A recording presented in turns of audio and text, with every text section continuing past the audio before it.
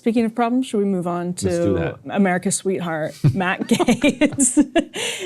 So the ongoing saga of Matt Gaetz's nomination to head up the Department of Justice keeps taking turns by the hour, it seems, because every reporter in Washington is now on the Matt Gaetz beat and is now working hard to get to the bottom of the ethics investigation in particular.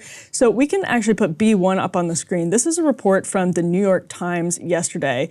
This is Robert Draper, who said an unidentified hacker has gained access to a computer file shared in a secure link among lawyers whose clients have given damaging testimony related to Matt Gaetz. So that I had to read that sentence a few times just to be like, okay, who did what and how, because I found it to be somewhat confusing. But basically, someone seems to have hacked a link that lawyers representing women who have accusations against Matt Gaetz, someone hacked that secure link with all of the testimony from the witnesses. And the file of 24 exhibits, Draper continues, is said to include sworn testimony by a woman who said that she had sex with Mr. Gaetz in 2017 when she was 17, as well as corroborating testimony by a second woman who said that she witnessed the encounter. The information was downloaded by a person using the name Altom Beasley at 1:23 p.m., according to the person who is not authorized to speak publicly with the New York Times. So now Marjorie Taylor Greene weighs in with a tweet yesterday saying, for my Republican colleagues in the House and Senate, if we're going to release ethics reports and rip apart our own that Trump has appointed, then put it all out there for the American people to see. Yes, all the ethics reports and claims, including the one I filed, all your sexual harassment and assault claims that were secretly settled paying off victims with taxpayer money, the entire Jeffrey Epstein files, tapes, recordings, witness interviews, but not just those. There's more. Epstein wasn't/isn't the only asset. If we're going to dance, let's all dance in the sunlight. I will make sure we do. When she's right, she's right. So sort of openly threatening blackmail, and in a way that I think whatever Donald Trump and his allies are doing to senators, they are having some success so far, because we have a mashup here of Senator Mark Wayne Mullen of Oklahoma, who was the source of the claim. He publicly came out. He was like on the steps of the Capitol giving an interview to, I think it was CNN, saying that Matt Gaetz, and this was before Gaetz was nominated, was showing pictures of his nude exploits on the floor of the House of Representatives. Let's just roll this clip. I think the president wants a hammer at the DOJ, and he sees Matt Gaetz as a hammer and all these other appointments. He's very confident in where they're at and can deliver the administration that he's wanting. His picks have been maybe unconventional, but we hired an unconventional president, and the American people wanted that. They don't want politics as usual. They want someone that's going to shake up Washington, D.C. You got to think about this guy. This is a guy that the media didn't give a time of day to after he was accused of sleeping with an underage girl. And there's a reason why no one in the conference came and defended him, because we had all seen the videos he was showing on the House floor that all of us had walked away of the girls that he had slept with. He'd brag about how he would crush ED medicine and chase it with an energy drink so he could go all night. This is obviously before he got married. And so when that accusation came out, no one defended him, and then no one on the media would give him a time of the day. So there you had Mark Wayne Mullen after the Trump pressure campaign, and then before the Trump pressure campaign, when Matt Gaetz hadn't been nominated to head up the Department of Justice, just openly talking about what everyone who has worked with Matt Gaetz will tell you was common among Matt Gaetz, among the circles that Matt Gaetz was clearly running in, which were unsavory, to say the very least. This is sort of what's amusing about some of my friends who are supportive of Gaetz's nomination. They see him as a disruptor, saying, Joel Greenberg is an unsavory character. He's in prison. He's lied. It's like, well, he was arguably Matt Gaetz's best friend. Yeah. It doesn't speak well of Gaetz that Joel Greenberg is a bad person necessarily. Let's check in on Representative Anna Paulina Luna. We have a mashup to roll love here. To hear from her. Let's roll this. The Republicans asking for this House ethics report to be released, it's people like Senator John Cornyn of Texas. It'd be hard to describe him as anything but aligned with MAGA. Are you suggesting that there's something in his stock portfolio that's questionable? I'm suggesting that John Cornyn, to my knowledge, made statements that was actually anti-MAGA about President Trump, and same with the new elected Senate leader. But I will say that Thune has since changed his tune, and it seems like he's more aligned with MAGA and President Trump. But, so I will when say they, that when they asked for the House don't ethics want to have the report, light do you shine think on that there's them. something corrupt about that? When they're asking for testimony, when they're asking for this report, again, a I think- bipartisan report, do you think there's something unethical about that? I think that what's unethical about it is that this has been shut down, that they're not requesting reports on other people who are knowingly under investigation currently, and that I find it interesting that these actual allegations come out at peculiar timing while he's being nominated to be the Attorney General. To be clear, I do think Matt Gaetz is going to be an incredible Attorney General. I think this baseless smear campaign, frankly, is abhorrent that it's happening to someone like Matt Gaetz, who's done so much to fight the government corruption. And there's a reason why President Trump won not just the popular vote, but also the electorate vote. Frankly, people trust President Trump's judgment more than any news outlet out there. Congressman, I just want to clarify something. You said you got direct firsthand accounts from DOJ and the FBI when they declined to prosecute him criminally. Were you able to review the testimony yourself?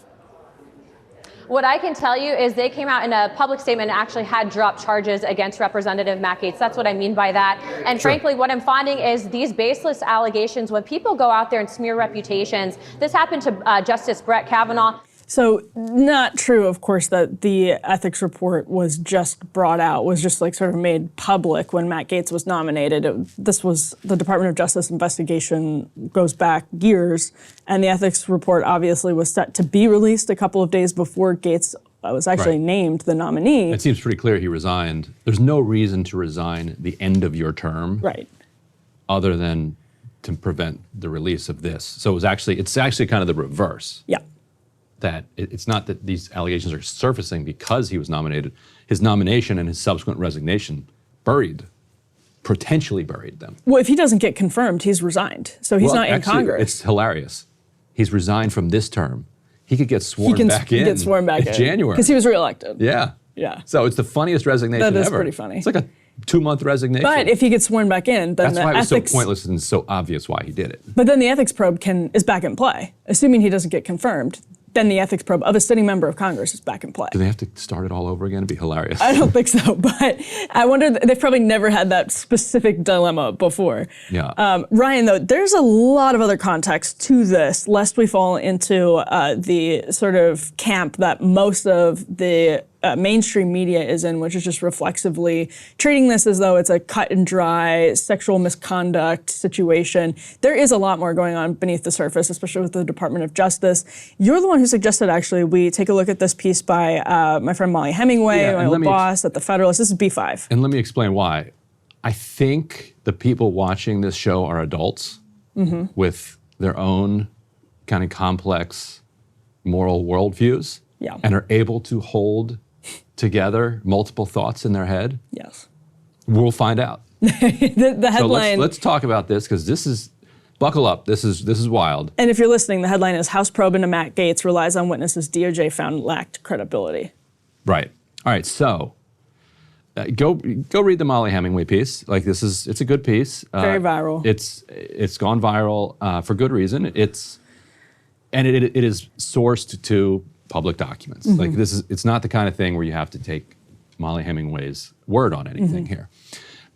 The point that she's making here, and you correct me if I'm wrong here, is that the two women that were just referenced in that New York Times article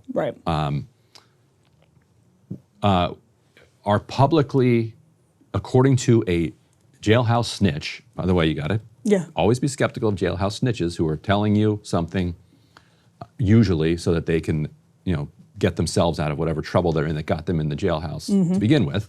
However, it doesn't appear, the reason I find this particular jailhouse snitch credible is because of the details that he has.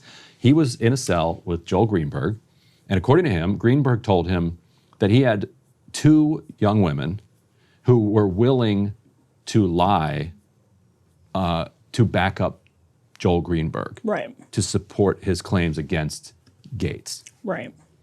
So where would, now that like I said, you can be skeptical of a jailhouse snitch if you want. This is what the snitch has said. And therefore, we need to know more about these two sources that the New York Times is talking about. Are they the same ones that Greenberg allegedly said were willing to lie in order to back up Greenberg and harm Gaetz? Greenberg is serving 11 years for sex trafficking and all sorts of other scammy, scummy stuff. He was like the tax collector of Seminole County. Yeah. Yeah. And to your he pleaded guilty to underage sex trafficking, wire fraud, stalking, identity theft, producing a fake ID card, and conspiring to defraud the U.S. government. Pleaded guilty. Well, yeah, just a despicable human being. And has previously concocted claims against political opponents for sleeping with minors. There was I believe it was a teacher who was running against him for tax collector. Just smeared it. I guess as a Democrat. Yeah. And he created this elaborate scheme where he created a fake email and emailed the school and made these fake claims about this teacher to try to destroy the person, not just the person's electoral chances against him, but the person's entire life. Because you get an allegation like that, the school, the community, everyone is going to take that immensely seriously because it's just being made up. What are the chances of that? Well, the chances are remote, but it turns out sometimes that happens. And Greenberg actually apologized for this, so it's not like... This is not in dispute. Like, we know for a fact that this is a card that this guy plays. Now, why I say we are treating our audience like adults here, able to hold complicated and contradictory thoughts in their mind, is that this guy was like Gaetz's best bud. Yeah, and they were at truly. parties with like high schoolers and college girls. Yes. Like, which is gross. Yes. In their mid-30s. In their mid-30s, like, get a grip. But it's not a crime, and that's not what they're being accused of. So you can think that they're gross dudes, but the question here is, did Gaetz do this crime? Exactly. The Justice Department, according to people that are familiar with this matter, found the witnesses not to be credible and dropped the charges. Right. So they apparently found the jailhouse snitch to be credible. And this is the Biden Justice Department. Right. And this is part of a plea deal with Greenberg, by the way. They wanted to get Gaetz so badly that they struck this plea deal with Greenberg. So that could reflect on the credibility of everything that he's admitted to, of course. But he's still got a long prison sentence. And this is the Biden Justice Department that has been targeted by Matt Gaetz over and over. Like, Matt Gaetz is one of the harshest, most vehement critics of the Biden Justice Department, of the Justice Department in general. So if there's anybody that they would want to get and like do it quickly, it would have been Matt Gaetz. They tried, and they were leaking salacious stuff about this investigation all along the way, and ultimately couldn't get him. They couldn't get him. And there's a lot of where there's smoke, there's fire in this case. There are tons of Venmo transactions between Matt Gaetz and his two female accusers. Right, there's a new one that's like $700 some. It's up to $10,000. The memo says like tuition reimbursement. Yes, I have them right in front of me. This is gross stuff. Like, yeah. What the heck? Gaetz has said that people are mistaking his generosity to his ex-girlfriends for paying for prostitution. Yeah. No, I mean, you can literally look at the Venmo transactions. It's right generous. there. Very you can generous. see it. And again, this is a guy, at best, he's in his mid-30s, and he's hanging around, flying these girls around the country and paying them on Venmo. One of them reportedly lied and said she was over 18 when she was 17. Either way, they're very young women. And, that's a different question than... Yeah, and as Mark Caputo reported in Politico in this article in 2021 or 3, whenever it was, they went on this trip to the Bahamas, all these creeps, and the Customs and Border Patrol stopped the plane, the private plane when it landed, because there were such young-looking women on the plane. And they were like, this is creepy. That's a bunch of old dudes and some very young women. Yeah. They turned out to be 18. Yeah. So it does show how low you have to stoop to make the case for Matt Gaetz, which is, Your Honor, they were 18. Like, that's pretty pitiful. On the other hand, the charge is that they were 17. And so far, the charges don't look like they're sticking. Yeah. And you wind up with these situations like Sunny Hostin got herself into yesterday at The View. I don't think we have that clip handy, but I don't know if you saw this. She was forced to do like a legal read. Because if you say with certainty that these things happened, you're not on very firm legal ground. So she was forced to do on The View a legal read where she looked at the camera and said Matt Gaetz denies blah, blah, blah. And the Justice Department dropped the claims. And kind of embarrassing. That is to have to do. embarrassing. Yeah. Yeah, I mean, so this is also a really impossible story to follow because the details are just, it's layers and layers and layers. Yeah, and one of the women... panhandle thing possible. Very panhandle. One of the women, the one who I referenced lying about her age, that was reportedly to Greenberg, just to clarify. But all of this gets back to whether or not Matt Gaetz had sex with a 17-year-old when he was in his mid-30s. And this 17-year-old, this is something Greenberg was like trafficking. Yeah. Like to his friends and stuff. And that's what it gets to, right? So there's that question. There's also just ample evidence that Matt Gaetz, if you are hardcore MAGA, is not the person that is going to successfully uproot the Department of Justice compared to what somebody like Jim Jordan could do, or somebody who comes in without the sleazy baggage. In this case, I don't think it's necessary to pluck like the sleaziest person out of Congress because he's one of the most ardent opponents of a department that desperately needs ardent opponents. Like, he's not the only person. He wasn't the only option. I think he was an option, though, to make a point that we are going to, as Trump says, we are going to go wild. Like, we are going to dismantle this department. We are absolutely deadly serious about it. And that's why Trump is doubling down. He said, he was asked yesterday if he would reconsider Gaetz, and he said no. Lee Fong makes an interesting point on X. He said, before he was appointed AG in 2009, Eric Holder helped Purdue Pharma negotiate a sweetheart West Virginia settlement as the firm was flooding Appalachia with dangerous opioids, made a career of helping large corporations dodge accountability for fraud. Yet that was never a major scandal. And so there's this meta conversation as well about how all of our politicians are extremely sleazy, and the media and political establishment has a double standard. To your point, Ryan, all of that stuff can be true. Matt Gaetz can be excellent on Lena Khan and antitrust and be excellent on surveillance and all of those seriously very important topics that nobody in the political establishment, they might pay lip service to it once in a while or they might not, but they are not serious about actually creating change. Matt Gaetz seems to be. He's one of the boldest proponents of antitrust reform on the right. He has actually put his money where his mouth is. He has stuck with it and been consistent, not waffled like the people we had Ted Cruz on. He has, break up big tech in his book. He cannot stand Lena Khan. Right. This is like, this is rare. And there's something about Matt Gaetz being at the Department of Justice that would be somewhat satisfying from a policy perspective.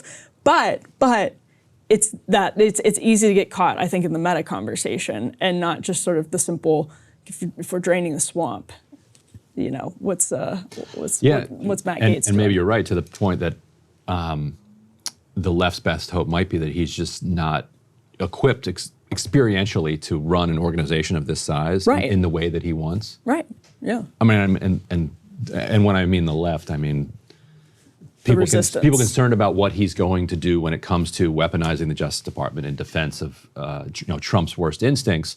The left would be happy if he actually succeeded in pushing forward surveillance reform, antitrust stuff, that kind of thing. Yeah. So no, I mean, there's obviously, I think he was targeted for political reasons. I think he's continuing to be targeted for political reasons. I think the media has a total double standard when it comes to Matt Gaetz. I think we do have a whole lot of awful politicians. I'm not sure that from a conservative perspective that practically or morally justifies Matt Gaetz. I just disagree with that argument, but hey. Yeah, and just because it seems like the claim that he slept with a 17-year-old is not well-founded doesn't mean you have to like the guy and think that he's a morally upstanding figure. It also, to me, seems like he's so ripe for blackmail. When you're leading a department like this, part of the reason... How do you blackmail guys where everything's already out? That's true, but I don't know that everything is already out. That's true, good Lord. He brought Chuck Johnson to the State of the Union, known Fed, Chuck Johnson to the State of the Union one year. And there's a lawsuit against him for not being a Fed from some AI Silicon Valley antagonists of his. Huh? That he's falsely claiming to be a Fed. He's falsely claiming to be a Fed? That's according to this lawsuit. Incredible stuff. Yeah. So Matt But he Gaetz did out Peter Thiel as a Fed, and Peter Thiel then acknowledged that he had been doing that.